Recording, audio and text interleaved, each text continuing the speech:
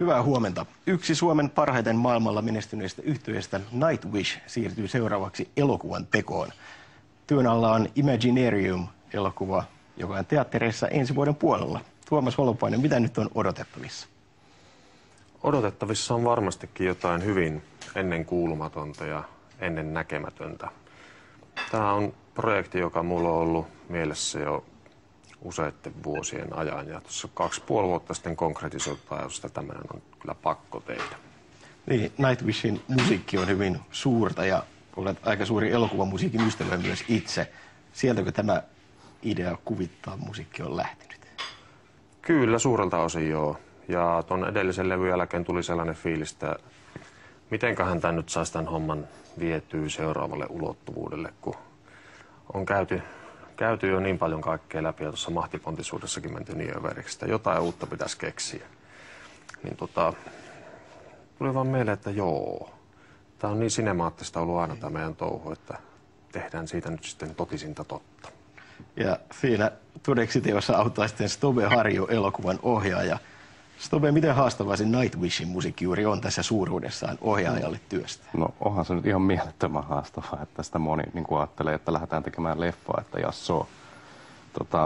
Kyllähän kaikki tietää, että Nightwishin musiikki on niin valtavan iso, että sen kuvittaminen ja siitä tarinoiden muodostaminen, kyllähän senkin pitää sitten olla aika iso. Ja yleensä niin kuin näillä resursseilla, mitä meillä on täällä maassa käytössä niin kuin elokuvapuolella, niin monen mielestä se tuntuu aika mahdottomalta, mutta sitä tässä nyt kovasti ollaan lähdössä yrittämään ja yritetään parhaamme, että pysytään sen musiikin koko luokan perässä. Että, niin odotettavissa on aika suurta tavaraa. Mitä tässä vaiheessa voitte vielä kertoa, vaikka projekti on vasta aika alkuvaiheella? Tästä on tuossa kuitenkin ihan koko pitkä näytelty elokuva, teatterilevitykseen menevä elokuva. Kyllä. Näin olisi tarkoitus, joo, että minä ainakin halusin ajatella, että tällaista ei ole kyllä koskaan tehty aikaisemmin. Että kyse on koko pitkästä elokuvasta, jota musiikki kertoo suurimmilta osin, mutta sinne tulee myös dialogia ja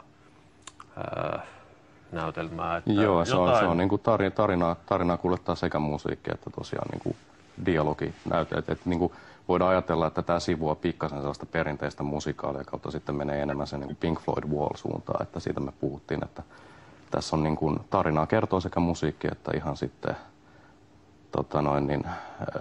on näyteltyjä kohtauksia, eli draamakohtauksia. Eli jos on pakko rautalangasta vääntää, niin jotain sen Pink Floydin Wallin ja Moulin Rougen välillä. Kyllä. Mutta ei ehkä kuitenkaan sinne. Ihan sitä kuitenkin. Niin. Kyllä. Mites nähdäänkö teitä bändin jäseniä myös sitten kameran edessä?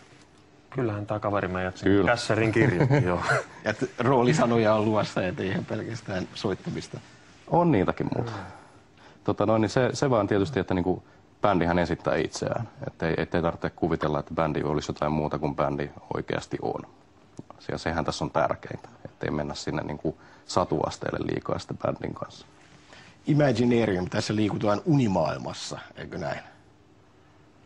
Aika pitkälle, joo. Aika pitkälle. Me ei hirveästi haluta vielä varmaan paljastaa sitä niin kuin itse juonesta. Että se, mitä nyt ollaan sanottu, niin se melkein riittäisi tässä vaiheessa, mutta näin juuri. Eli nyt aika sitten kova odotus siitä, mitä sieltä on tulossa. Sen verran kuitenkin äsken kerroitte, että animaatiota käytetään kai avuksi aika paljon tekniikkana. Kyllä. Tai lähinnä animaatio on ehkä väärä sana sikäli, koska kaikilla tulee mieleen heti piirretty elokuva. Mutta paljon efektejä on kyllä luvassa. Ja kun unimaailmassa liikutaan, niin ei me lentäviä lehmiä lähdetä tuonne kuvaamaan, että ne pitää sitten tehdä jollain muulla keinoilla. Mites vuoden päästä jo teattereissa ja nyt vielä aletaan työstämään? Tuntuu siltä, että tästä tehdään aika nopealla aikataululla. Huhhuh. No joo, kyllä täällä epäilevä Tuomas nostaa päätä ja on nostanut viime aikoina aika paljonkin, mutta kyllä niin hyvä tuotantotiimi, Selinin Markus Solar Films ja ohjaaja Stobe takana, niin eihän tämä voi onnistua. Ja meillä on oikeasti, siis täytyy se mainita just tähän samaan hengenvetoon, että niin hyvä tiimihenki ja niin hyvä tuotantoyhtiö, valtavan hyvä bändi, että niin kuin, meillä on mahdollisuudet tässä vaikka mihin. Se on ihan lähtökohta. Mutta hyvin nöyrällä asenteella kuitenkin ollaan liikenteessä. Kyllä. Sanoin, niin tällaista ei kukaan koskaan tehnyt ja tässä on aika monta ovea vielä avoinna. Onnekkaiden tähtien alla tässä ollaan itse asiassa. Mikä sellaisella budjetilla tällaista elokuvaa työstetään ja tuleeko se Nightwishin kassasta sitten, millä se tehdään? No niin, tietysti tiedetään se, että niin kuin suomalaisittain aika iso budjetti. Ja Nightwish on tässä niin kuin kuitenkin rahoituksessa mukana ja suomalaisin voimitta rahoitusta hoidetaan. Että elokuvasäätiö on tässä tukemassa ja tukipäätös ollaan saatu positiivisena. Nyt vielä odotellaan, että millainen summa sieltä pärähtää, mutta sanotaan näin, että suomalaistain kyllä iso. Se on projekti kyseessä. Joo. Toinen iso projekti Nightwishilla on uusi albumi, jota on nyt äänitetty jo Lontoossa. Miten uusi albumi ja elokuva kulkevat sitten käsi kädessä? Hyvin pitkälle käsi kädessä, että sen albumin musiikki kuljettaa sitä tarinaa eteenpäin ja se on ollut pohja tälle elokuvalle. Ja tärkeää on myös muistaa, että tämä levy tulee toimimaan myös omana kokonaisuutena. Se tulee olemaan meidän seuraava täyspitkä levy ja toimii myös ihan itsenäisenä yksikkönään. Ja näillä näkymin ilmestyy tuossa heti vuodenvaihteen jälkeen 2012. Valtava hyvä levy. Teillä on tiivis vuosi ainakin sitten keskenään edessä. Miten yhteistyö pelaa? Sanoks mä? Siis meillä on varmaan oltu eri mieltä. Yhdestä ainoasta asiasta ollaan oltu eri mieltä koko projektin aikana mun mielestä. Tuomaksen kanssa jännä juttu tuntuu välillä, että tämä on vähän outoakin, koska me tykätään täysin samoista leffoista ja kirjoista. Mikäs tämä asia, mistä me ollaan oltu eri mieltä? Teaser-julisteen joku fontin väri. Kyllä. Siitäkin päästiin yksimielisyyteen. Siitä päästiin yksimielisyyteen. Siitä päästiin, muistaakseni se meni sillä tavalla, että mä ehdotin, että sieltä tulee musta, Tuomas tykkäsi ehdottomasti, että se on valkoinen, nyt se on harmaa. Teillä on varmaan kaikki on kohdallaan yhteistyöhön ainakin. Kiitoksia. Jatketaan 9 uutisten jälkeen vielä Tuomaksen kanssa. Kiitos. Nightwish-yhtye siirtyy seuraavaksi musiikista myös elokuvan tekoon. Tuomas Holopainen, mikäs teidän elokuvaprojektinne idea nyt on? Tätä nyt ollaan useampi vuosi jo suunniteltu ja ollaan päästy siihen tilanteeseen, että käsikirjoitus on suunnilleen valmis. Storyboardit on aika pitkälle tehtyjä ja kohta päästään sitten tekemään taustoja ja ihan konkreettisesti kuvaamaan.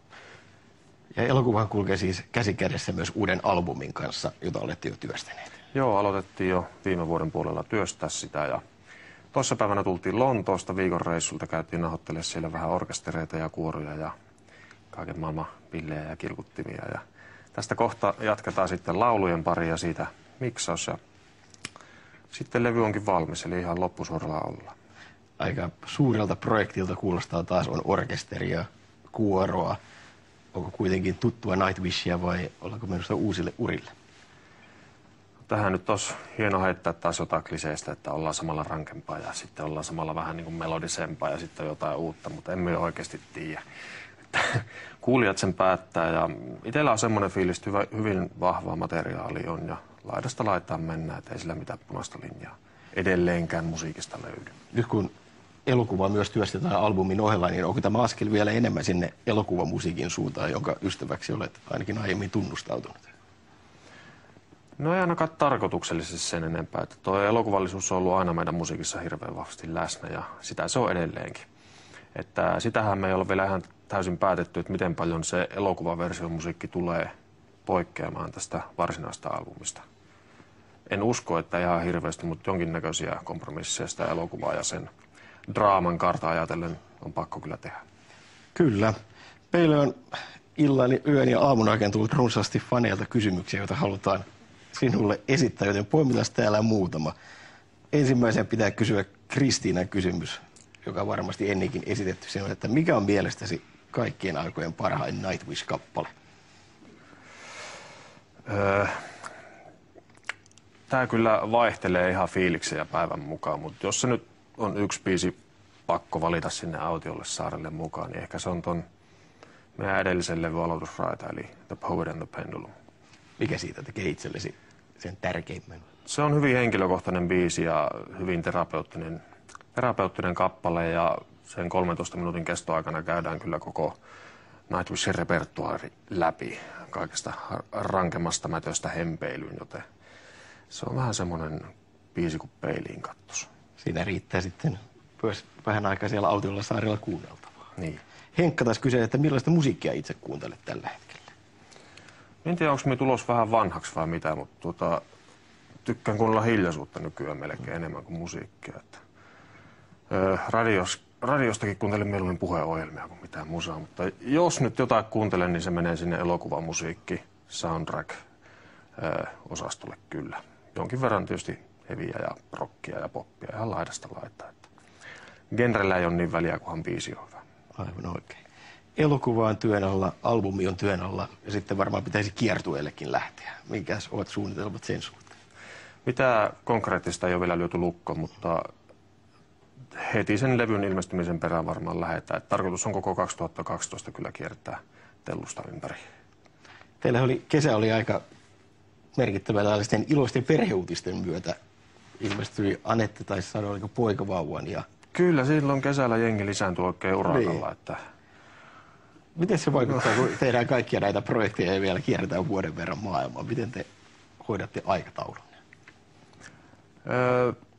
Se on vain järjestelykysymys, ei tämä ole mikään ongelma meille. Että totta kai joudutaan ottaa näinkin tärkeät asiat huomioon, kun lähdetään kiertämään. Ja pitää muistaa, että on aikaa olla myös kotona kiertoiden välillä ja näin, mutta se on ihan järjestettävissä kyllä. Ei tämä mikään ainutlaatuinen tilanne musiikkimaailmassa ole. Nyt kun pääsit Nightwishin ohella myös elokuvan tekoon, mitä muita ajatuksia on vielä Nightwishin varalle, joita haluaisit toteuttaa? Kyllä se semmoinen paluu juurille, eli tällainen tervaksen tuoksuinen akustinen nuotiolevy jossain vaiheessa on pakko tehdä, että ympyrä sulkeutuu, mutta katsellaan nämä leffahommat nyt ensi alta pois. Kiitos paljon, Tuomas Kiitos Holopainen. Odotetaan elokuvaa.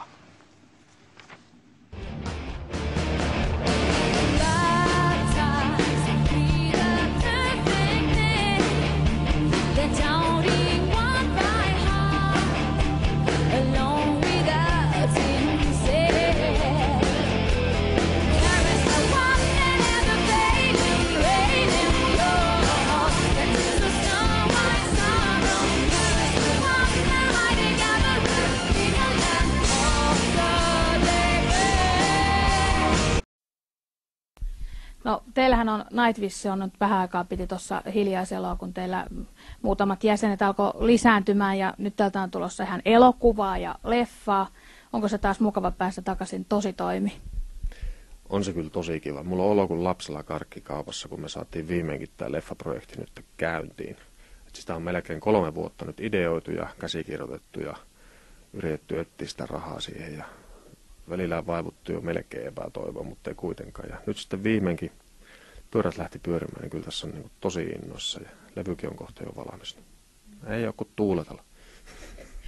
Kuinka vaikeaa on saada jonkun Nightwish-tyyppisellekin elokuvalle rahoitusta, kun kuitenkin te olette aika, tai tosikin iso stara ja bändi niin kuin Suomessa, niin luulisin, että ei olisi kovin vaikeaa saada mukaan rahoittajia. No siitä nyt sen enempää avautumatta, niin kyllä se vaati vähän vakuuttelua, koska kyse on kuitenkin ennennäkemättömästä projektista, että tämä Imaginarium-elokuva, mitä me ollaan tekemässä, niin on sellainen konsepti, mitä ei ole kyllä kukaan koskaan aikaisemmin tehnyt.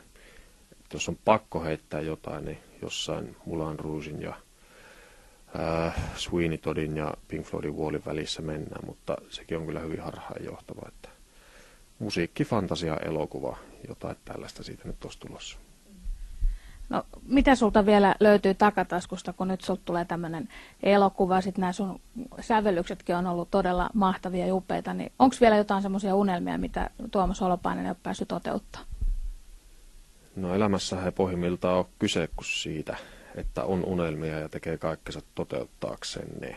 Joten jos mulla ei olisi unelmia, niin ei tällä kannattaisi enää edes olla. Että paljon on haaveita, unelmia ja ideoita tulevaan. Kyllä, ei tämä tähän jää.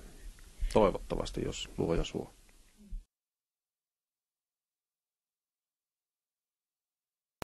No, viimeinen kysymys pitää kysyä, kun rokkareillahan on tunnetusti silmää naiskauneudelle, niin nythän Suomessa on käynnissä nämä Miss Suomi-finalistit, niin voisiko Tuomas katsoa nyt noista Miss Suomi-finalisteista oman suosikkinsa? Mulla on tässä missit näytillä, niin katoppas siitä, että kukas niistä niin kun silmää kauniiten kolahtaa. Voi ihme, nyt mun pitäisi ehkä päästä tutustumaan jotenkin. Nämä on kaikki niin nättejä, me osais nyt sanoa. Saanko me olla semmonen niin kuin diplomaattinen, kun en me nyt viitin lähteä näistä tälleen nopeasti ketään. Mutta... No, onko se tumma vai vaalea normaalisti, mikä niin kuin silmää viehättää? Ei sillä ole kyllä väliä. Me nyt on niin vanha-aikainen ja kliseinen, että me sanoo, että se on jotenkin se pääsisäinen homma, mikä on kaikkein kauneinta ja seksikkäintä. Ja siis tämä kuulostaa kauhean konille, mutta kun se oikeasti on niin. Ei se vielä 15 vuotta ehkä niin ollut. Sitten ollut niin, mutta nyt. Mutta joo, kovin on nättejä mimmejä, onnea kaikille.